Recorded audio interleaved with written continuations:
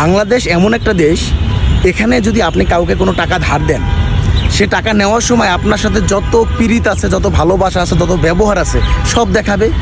কিন্তু যখন আপনি এই টাকাটা তার কাছ থেকে আদায় করতে যাবেন, মানে ফিডব্যাক নিতে যাবেন, তখন আপনি পড়বেন মহাবিপদে। যেমন সে আপনাকে হাজারটা প্রশ্ন করবে যে এখন তোমার এই টাকাটা কেন দরকার। আপনাকে হাজারটা অজুহাত তাকে দেখাইতে হবে যে আমার এই টাকাটা এজন্য প্রয়োজন।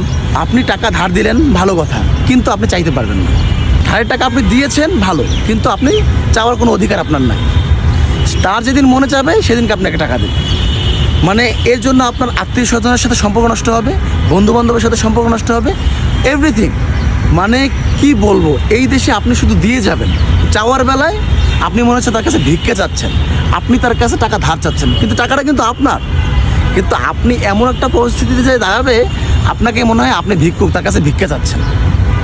Wow, just wow.